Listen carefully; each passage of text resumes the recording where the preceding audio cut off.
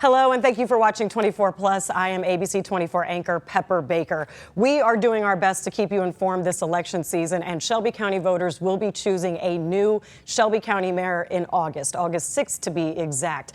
So as part of our Meet the Candidate series, we profile top candidates, but we're kind of checking back in with this candidate because we've had him here before. But Commissioner Mickell Lowery is at the table running for Shelby County mayor as a Democrat. So thank you so much for being here. Yeah, thank you for having me. Of course. So good to see you again. Likewise. How's the campaign going? What's the status at this point? And just how are you feeling? Listen, we're working hard at it every day. We're extremely grateful to be a Democratic nominee, and every day we're still trying to make the case to voters of why we think we're the best person for the job. So we're excited about it and want to make sure everyone knows to go vote. Early voting starts July 17th. Election day is August 6th. It's too critical. We got to make sure we get our community out to vote. Yes, so early voting starts this very Friday. That's right. So, I mean, it came quick because I feel like I remember interviewing you almost a year ago, and now we're already we're down to the finish line here. Yeah. So, let's talk about just any major endorsements that you've gained along the way up to this point and where your fundraising stands. Well, we've gained a ton of endorsements, but the most important endorsement I'm proud of is those of the people that have put me in this position. So I'm thankful for those organizations, I'm thankful for those individuals, but I'm extremely thankful for the Shelby County for making me the nominee. So that's the most important endorsement that we've gotten, so I'm thankful for that, grateful. Fundraising, we're continuing to raise funds and working hard every day. Campaigns are expensive, as everyone knows, but we're excited about it and we look forward to what's going to happen on August 6th. Any controversial donors that you've gotten backlash from?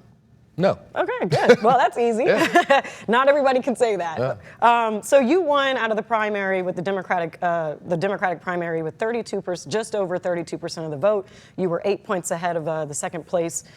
So did you think that you would take that lead, or did you think it would be a little bit more of a nail biter? You know, I'd have been grateful to win by one vote.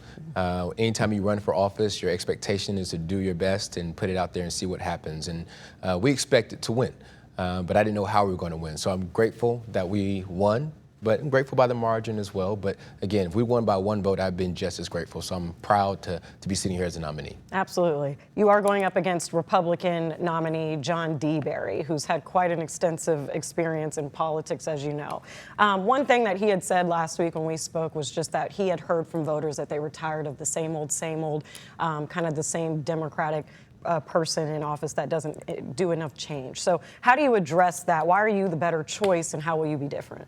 Well, I think I'm better for the job, and no matter what you talk about, Democrat or Republican, and obviously I'm a proud Democrat, but at the same time, my ideas will be different. How I govern will be different. How I lead will be different than the past administration or any other administration. I don't begrudge anybody who's been in the seat before the one I'm seeking, but my job is to go elevate the role.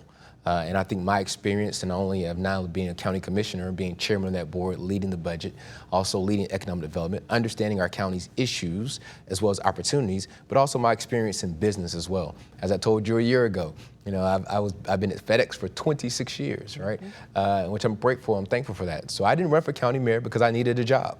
No, I had a job, I got a great career, but this is the one I want because we need someone with my experience that understands how government works and how business works, so we can do something about the poverty gap that exists in Shelby County. And for me, that starts with what are you doing with earlyhood child education? What are you doing for workforce development? How are you able to help people find a great job or develop their skill set so they can have a career? And that's why I think I'm the right person for this job, because not only do I understand the challenges, but I understand how our county government works. Absolutely. We're going to get into each of those kind of facets, breaking down everything that you kind of just mentioned. But you are a lifelong Memphian and Shelby County, and being in the commission since 2018, as you said, you won re-election in 2022. And then the director of sales for FedEx as well for over 2 decades. How is that experience, and you touched on it, but how will that serve as county mayor, the Shelby Countyans best? Yeah, I think we can take an opportunity to look at county government a little bit differently.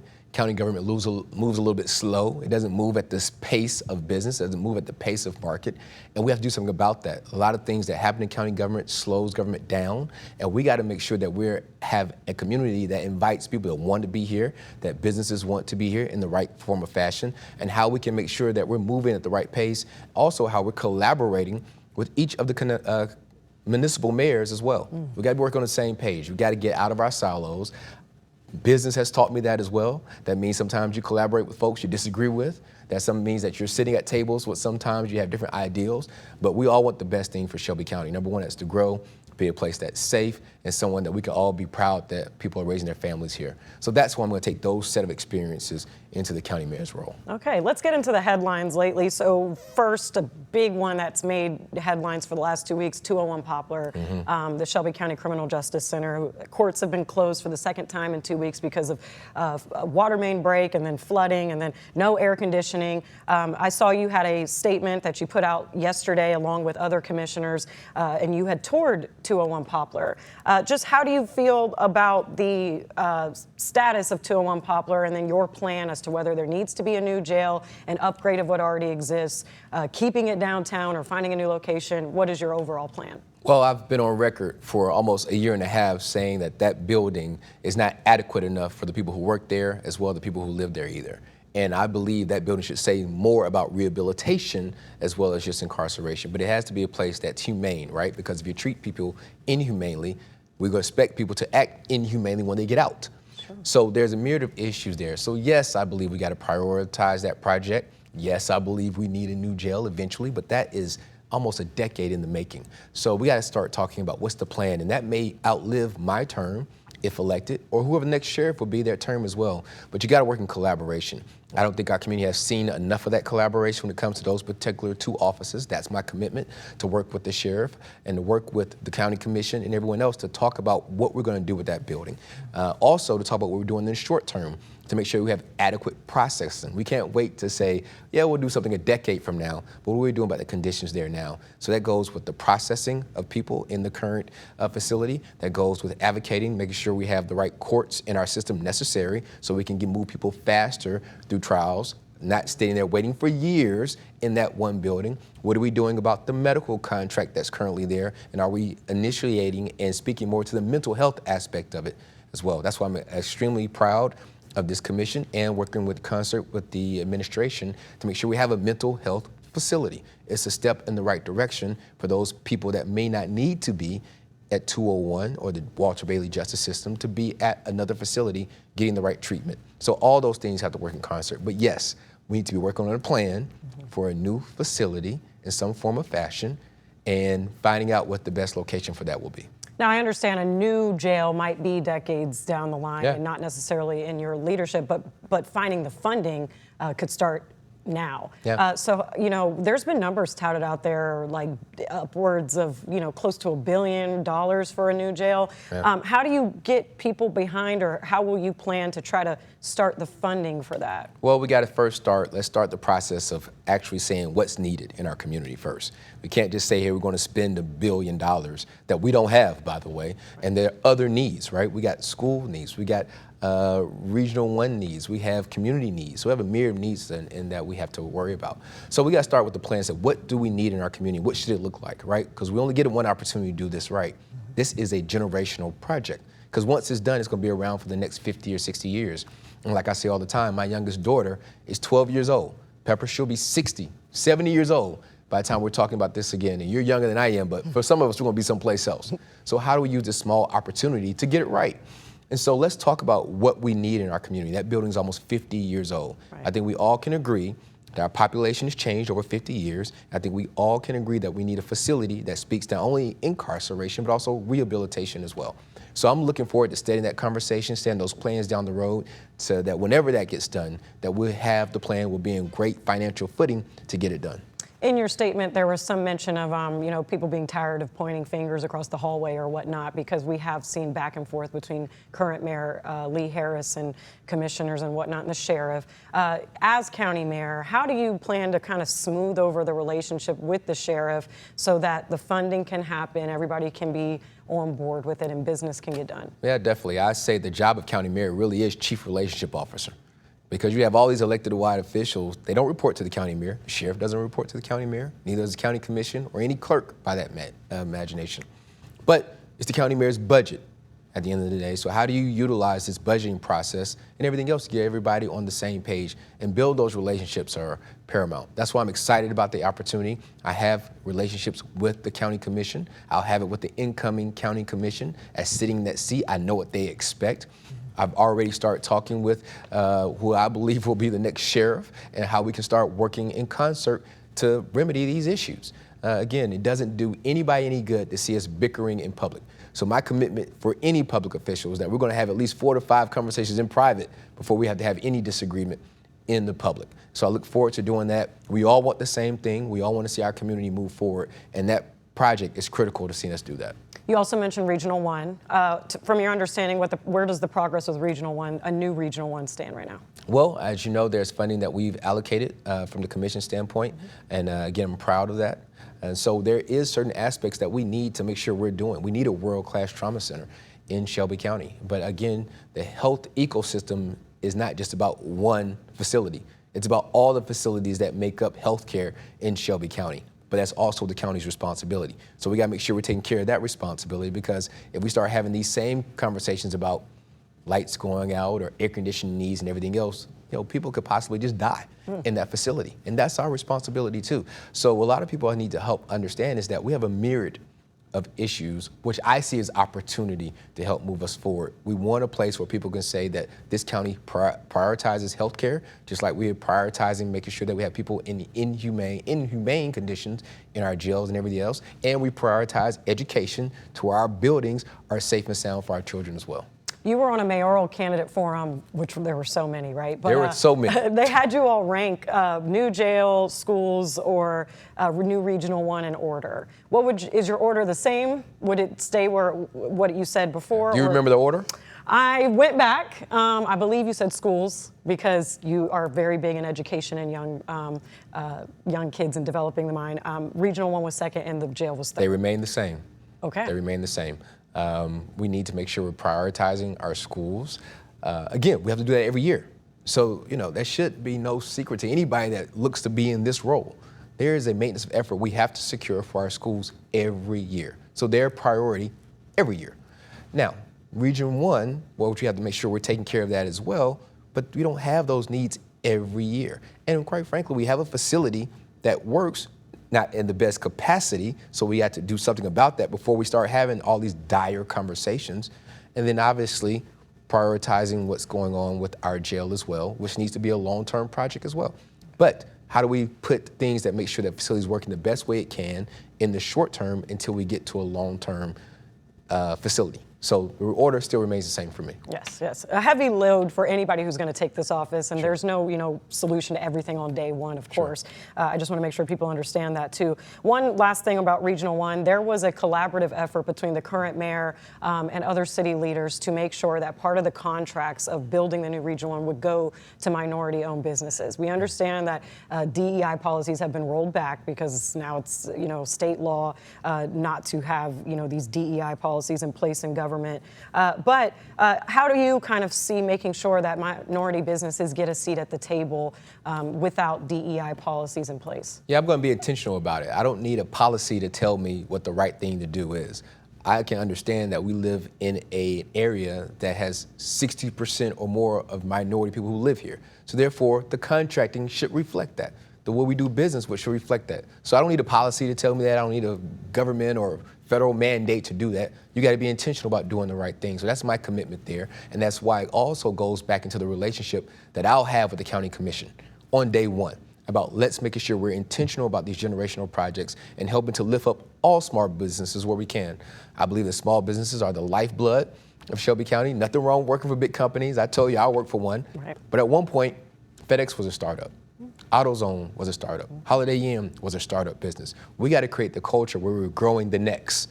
So we got to create the culture from our small business standpoint and utilizing these generational projects that we can have companies here, because at the end of the day, it's a win-win. Because as they grow, we grow. As they grow, they hire more people. They hire more people live here. It's an all ecosystem to make sure we have the best county possible. Okay, moving on a little bit from some of the capital projects to the county budget.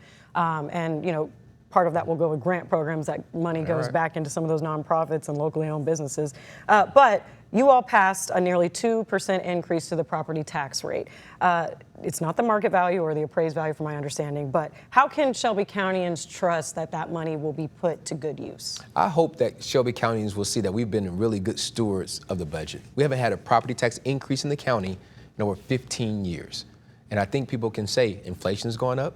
We try to do the best thing we can as far as from our employees and need raises and everything else because of cost of inflation and these projects. And so what we're able to do was to add a penny to that tax rate. But I want to break that down for people. That simply means if you own a $100,000 house, you're going to pay $3 more than you paid last year. If you own a $200,000 house, you're going to pay $6 more than you paid last year. $300,000 house, Pepper, you're going to pay $9 more than you did last year. There's not a lot to ask of our citizens when we say, who do we want to be? Do you believe we need universal pre-K? Great, let's help make some investments. Do you believe we need a world-class trauma center? Great, let's make some investments. Do you believe that we need a jail that is humane and is saying things about rehabilitation and is safe for people who work there and live there? Great, let's make some investments. So I'm going to be good stewards of the county's financial resources. I'm going to look for inefficiencies in government and see how we can do things a little bit better. I'm going to be working in concert with every municipal mayor to see if there's some things that they could take off our plates and we take off theirs to make sure we don't have these duplication of efforts and services without the county. It's going to take all of us. We got to have a regional approach to success. I want growth in every municipality in Shelby County. So if we all want the same things, then we have to have a regional growth approach and a regional approach to how we tackle these issues. Okay, and as a commissioner, you sat front seat to what we've seen over the years with the grant program. And you know, there's been issues with the city and the county in the grant program. And we've talked about it on our political commentary show, and there's been former elected officials who feel that there needs to be a reform or reworking of the grant program. When we talk about tax dollars and people trusting where that money goes, do you feel that the grant program needs to be looked at or vetted better so that those monies are put in trusted hands? Yeah, what I believe what we need to do is make sure we have stronger ethics in our government. And I'll be leading with that if the people hire me for this job to be county mayor. We need a stronger ethics policy in place so people understand the program's been a wonderful program overall. Has it has its challenges with certain people? Sure. Those people are paying for that right now. However, you got small nonprofits that don't have the opportunity to get into the budgeting process for county government. This helps. I don't believe that county government or any government solves all problems. Right. It's people that are very much connected to the community, people who knows what's going on in their block, their street, and everything else. So how can we support those organizations? This grant program has also helped out public safety and police organizations in our municipalities as well. That's been also an opportunity for them to do some things to help keep our communities safe. So overall, Pepper, the program, I believe, is a wonderful program. Has it had some issues with certain people? Sure. But how can we just tighten up the reins, make sure there's strong ethics in place to make sure that the public has some comfortable and confidence in what's going to take place? There are always going to be bad actors, Pepper, on both sides of the aisle. You've had people who have been convicted that have been Republicans. There are people who have been convicted that have been Democrats. Nothing about party, but how do we make sure we have the right ethics in place to make sure that the people say that people understand what's supposed to happen, and when you don't do it right, you're going to pay for your actions. Okay, so overall, it's done more good than harm. Of course it has. Okay. Let's talk about education. You have been really big on universal pre-K. How would that work? Would that, I mean, we talked about taxpayer dollars and how maybe some of that, if people want something like universal pre-K, they've got to invest in it with a property tax hike. But yeah, let's get into the logistics here. Is there a catch here? How does this actually play out and work? Well, I think we talk about what's the long-term plan. You don't have universal pre-K overnight, just like you don't fix every school deferred maintenance overnight, nor do you build a hospital or jail overnight. We're talking about what's our long-term plan, what's our vision. So what does year 5 look at? So are we adding incremental seats every year for pre-K to give our families more of an opportunity to have a free option with the mixed youth, with daycares and everything else, so we can start changing the culture? So that's what I want to look at, is what is our long-term plan to get there? But we got to have a plan, and we got to get there. And because it helps out our overall educational system. Statistics show that literacy rates increase after 3rd grade for those children who have access to pre-K. Okay, so if that's that important, we got to make sure we're putting a plan in place to say how we put that active for every child that we can. And we got to build that into our systems as well. So it won't happen overnight, but when we look at the long-term plan, maybe year 5, what does it look like incrementally to be adding seats every year? And that's going to be a part of my budget. How does, okay, part of your budget, sure. And I understand here with private school vouchers here, taking money away from public schools when public schools are losing kids. They're not getting as much state funding if these kids are opting for these private school vouchers. So universal pre-K sounds like a great idea, but it seems like it would be going up against a challenge when the school system here is so troubled at the moment. Yeah, sure, it's going to be a challenge. It's not an easy thing, but there's going to be people who won't opt into this program. Just like for education, there are certain people who choose to go to private schools as they choose to do, so they tend to pay their money to go there. Right now, there are private daycares and private pre-K. People pay for those private programs.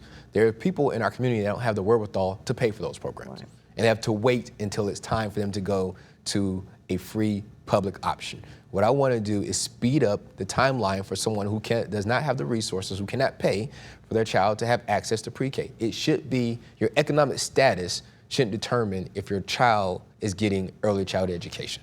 And that's what I want to have as our North Star as we build that into the budget process. And there is data showing that those private school vouchers are not going to the most low income or households who may need it the most. Let's talk about Memphis-Shelby County Schools and the Oversight Board. And you've had, a hand in how some of this has worked out.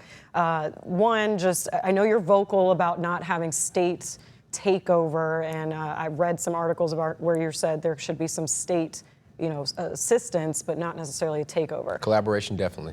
Thank you. So I know there's been a history. You did abstain on a vote of no confidence for the Memphis-Shelby County School Board, but you did vote to override Mayor Harris's veto to align the school board elections with the commissions, which would have cut 5 members' term short. A judge overturned that, ended up ruling more so in favor of the 5 members who were at risk. And now the commission and the government is wrapped up in this lawsuit against the state. That's a lot. It's a load. It's a heavy load. A lot of people are coming at the county government for being wrapped up in so many lawsuits. Long-term plan here with the Oversight Board, it doesn't seem like the state's going to relinquish this control. How do you as county mayor, plan to smooth the sails on this one? Yeah, my job is to work with whoever's in charge, whoever's in place. That includes if there's an oversight board, if there's not, school board and everything else, and the superintendent. That's going to be the job as county mayor. My goal, if this oversight board is in place, that it's a short-term actual. Let's get things right size. Let's talk about how we could have the right process. I've also been on record that I don't like the current model. I never have. I never liked a model where there's a body responsible for funding and is not responsible for how that funding is directed. I understand it's how our charter's set up. Doesn't mean I don't like the model. I think as a county mayor, they should have more wherewithal and more say-so what happens in Shelby County education. We should have one person that we all voted for that says, what are you doing about that? And I think that's where the county mayor comes into the play.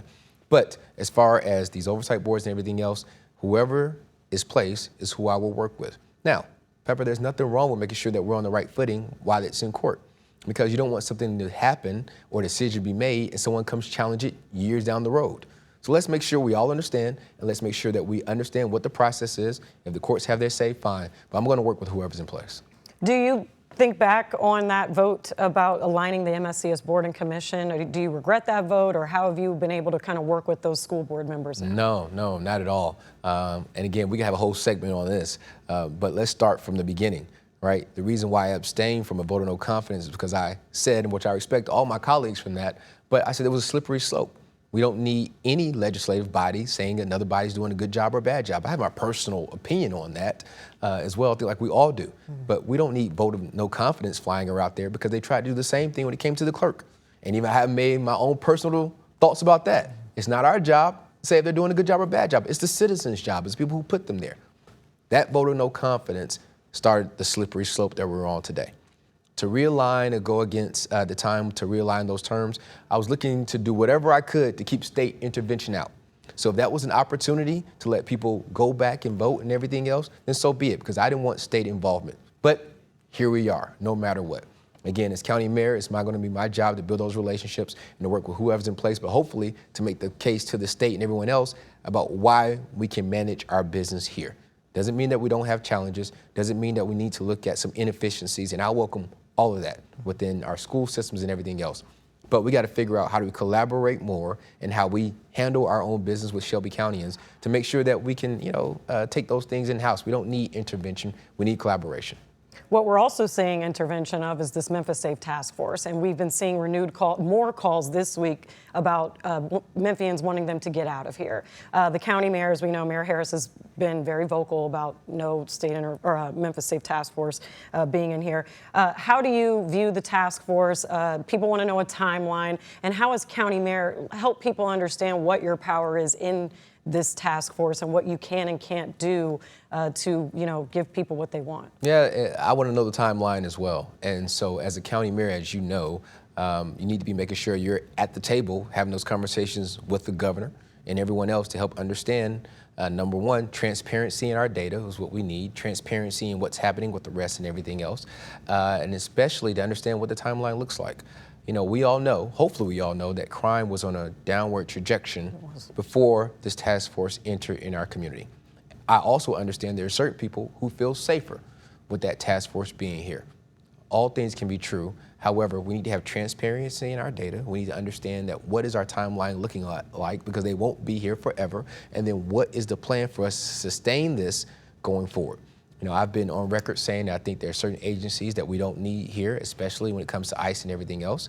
We don't have an immigration problem in Shelby County. I don't think we should have mass law enforcement in Shelby County, period. I think everyone should have body cams and everything else. It protects our law enforcement, it protects our citizens all around, so it helps us have that transparency and data that we all need. But my goal and my role, if hired for this job, is to make sure I'm in concert and conversations with everybody that has something to do with this task force to understand what's our timeline, what's the exit plan, because we can't have one day them saying, okay, we're leaving, without having us a plan to say, how do we sustain this going forward and make sure we're continuing this trajectory of downward spikes in our crime.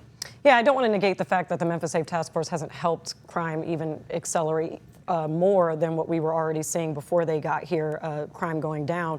However, we've had 4 deaths in 2 or so months, just addressing the lives lost in that. And they were, what we're hearing from task force is that they were allegedly armed, and there may be this whole situation that these agents or members of the task force felt the need to pull the trigger. However, transparency would help with understanding what was going on. But I do want to give you just the chance to kind of address that 4 people have died, as well as the many arrests that may be, justified. Yeah, my hearts go out to all families. Not only if you're involved in a justice-involved death, but any death that you're involved in our community. But especially when we have justice involved, we have to have transparency in the data.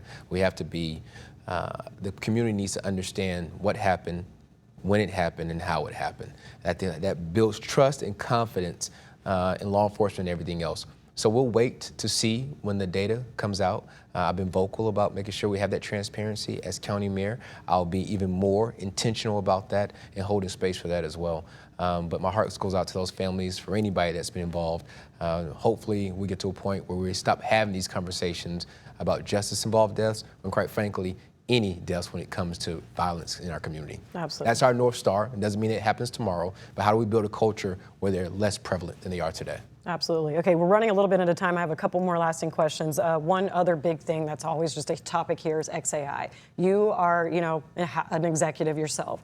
How much of XAI, to help understand our viewers and help me understand how much the private sector of this intruded on what county officials have control or power over? I've heard that, XAI or Elon Musk came in, bought the building. There's really nothing you could do, right? But we're looking at now where data centers across Tennessee and East Tennessee are having pause and hesitancy because people are now don't want that in their backyard. Doesn't seem like anybody was listening to Southwest Memphians when it moved into our neighborhood. So just as county mayor, helping understand what your power can be, how you can uplift the voice, and regulation here, I think, is where we have to move forward. How does regulating a data center, what does that look like? Yeah, Pepper, so for you and everybody else, unfortunately, the county government had no involvement when it came to this project. Not only that, they didn't have to come give us a presentation or anything else. I didn't like the process at all. As county mayor, we got to make sure that we have a little bit more involvement when it comes to economic development. I want to be at the tip of the spear when it comes to economic development in Shelby County. That means understanding what business wants to be here, who's exiting, and everything else. Also, what the county has responsibility over is our health department. So I believe our health director and health department needs a little bit more teeth when it comes to legislation to make sure that any business that's here is going to be doing things with the best interest of our environment at stake. We can do 2 things at once. We're not the only city that has data centers. In fact, they're in our region as well. In fact, they're talking about data centers probably tripling over the next decade in other parts of the world. So how do we make sure that we have legislation in place to make sure, if that's what our community wants, that anybody that comes here is not only going to be good stewards of our environment, but be a good corporate citizen as well? I want to welcome businesses here that want to do right by our environment, right by our community, and they're going to hire people and everything else. That's how communities grow. But that doesn't mean that we have to do that at the expense of our environment and everything else. 2 things can be true, and I want to make sure that the health department and that the county government has more involvement when it comes to these projects going forward. Okay, I hope to hold you to that. Right. Two lasting questions. Seems like we're kind of getting into a new era of leadership for the county. We're going to see a new county mayor, a county sheriff, a clerk, a number of commissioners. You know, this could be a real big turning point from what we've seen over the last few years, between a lot of tension and pointing fingers and whatnot. Not all the time, I'm not going to say that about everybody, but you know, what is your plan, or how do you what's your strategy to make sure that everybody can get more along? Well, my strategy again is that chief relationship officer. I want everybody to know, every elected official in county government, that obviously we have our best interests at heart. And our number one priority are our citizens in Shelby County. That doesn't mean we're going to agree on every aspect of it, but how do we get there collectively together? And that's okay. It's okay to disagree. It's about how we disagree. I'm going to lead with a culture of not disagreeing in public. I'm going to have conversations with whoever I can behind those closed doors. Don't go to media. Yeah, I won't go to media first. But trust me this, Pepper, I'm going to have 4 to 5 conversations in public before I do that. That's never going to be my goal. And if I got to make the case to the public, then that's what I'll do. But I'll do that in concert and hopefully in collaboration with every elected office. We all need each other to be successful to move our county forward. The mayor can't do it by themselves. The county commission certainly can't do that with the legislative body, nor can the sheriff or any clerk. We have one job to do, and that's take care of our citizens. And how do we do our job to our best ability?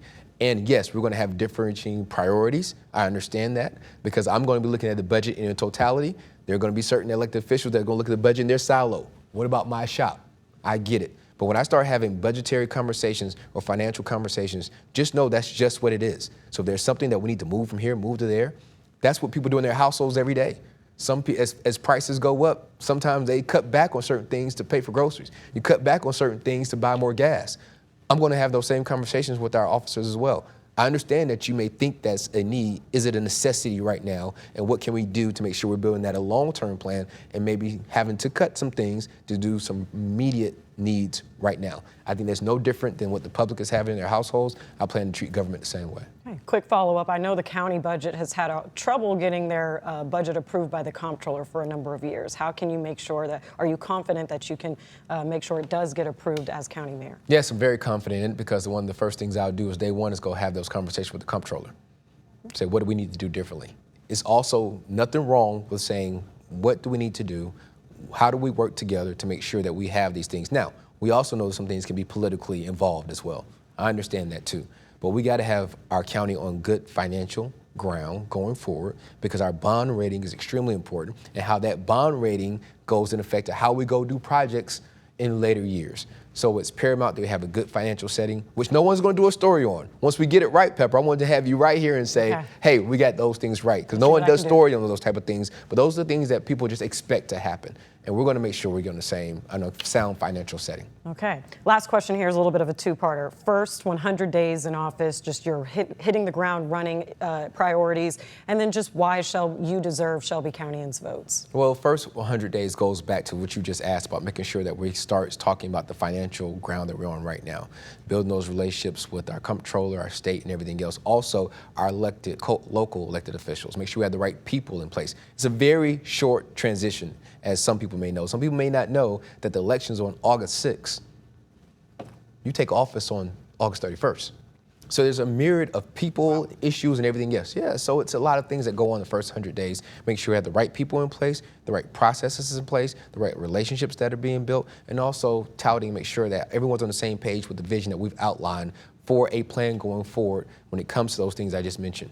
Universal pre-K, education, workforce development, obviously our trauma center. What are we going to be doing about our 201 Poplar, our Justice Center, and everything else? So we got to lay out some long-term visions, but also we got to make sure the community knows that they're being heard as well. That's why I say that if elected or hired for this job, that I'll be in our communities. I'm going to have a mobile office. You're not going to worry about having to come down to 160 North Main to see your county mayor. I'll be in your communities. I'll do business in your communities. And if people want to meet with the county mayor, wherever I am, that's where they have to come to as well. So you're going to see something different. You're going to feel it, and hopefully that'll help change the culture, how people feel about county government going forward. Okay, strong message there. I feel the passion. All right. All right, well, thank you so much. I know you're a busy man. You got places to be, but we really appreciate you stepping into our studio today. And thank you for watching, and please be sure to follow all things on ABC24 related to the upcoming elections for Shelby County. That is August 6th. Early voting starts July 17th. That's this Friday.